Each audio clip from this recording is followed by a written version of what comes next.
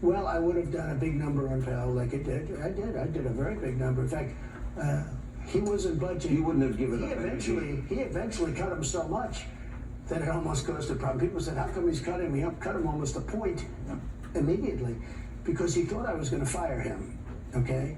Which some people said I had the right to do. Other people said, you don't. You know, when you put them there, rightfully, they have to have some protection, et cetera, from a president. But how much of this is... But I thought he was hurting the economy. You left this country for the first time in 75 years. We were energy independent. Right. A net exporter of energy. Okay. We're going to be dominant. Okay, and Europe right now could have used American energy. They could, this winter they could have used it. So, but now Joe has cut back dramatically on domestic production of energy. Now we're importing... Not believable. We're importing from Venezuela. Yeah. Saudi Arabia last year, their big oil company, made the most money they've ever made in history. Right. Over, I think it was over $167 billion. How much of that, because doesn't energy impact trucking, it impacts the price of goods in every store that we go to? So when Biden came in, the first thing he did was end the Keystone Pipeline that I got approved. Okay, it was all approved. Well, no, he also gave Putin a waiver on the Nord Stream too. Okay, so Putin said, because everyone said, oh, I'm so nice to Putin. Putin said, if you're my friend, I'd hate to see you as an enemy. He told me that. I got along very well with Putin. By the way, I'd be able to work that out. It would have never happened in a million years, and even the Democrats admit that. But if this thing isn't solved by the time we have the election, which is possible it won't be, and there's also possible we'll be in World War III with these idiots that are doing what they're doing. You could end up in a nuclear world war, which will make World War I and World War II look like patty cakes, okay? This unbelievable, because we have people that don't know what they're doing. But if it's not solved, I will have it solved in 24 hours with Zelensky and with Putin.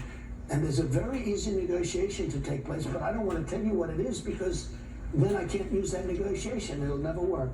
But there's a very easy negotiation to take place. I will have it solved within one day, a peace between them. Now, that's a year and a half. That's a long time. I can't imagine something not happening. The key with that is the war has to stop now because Ukraine is being obliterated. You know, whether... There'll be nothing left. Well, I looked at pictures of cities that are literally like, it's like complete demolition. I was in the construction business.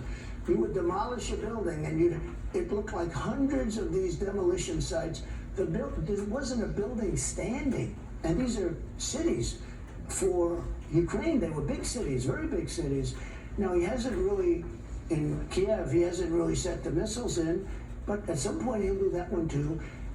There's nothing standing. The other thing is many more people are dead and horribly injured than they're reporting. You know, when you see missiles hitting 15 buildings and 15 buildings falling to the ground, and they're big buildings, there are a lot of people in those buildings, and then they say one person was injured. These are phony reports. Many, many people are being killed that you don't know, but you'll see that later on. So you prefer, if you were president, you think you would have a negotiated settlement and within 24 hours.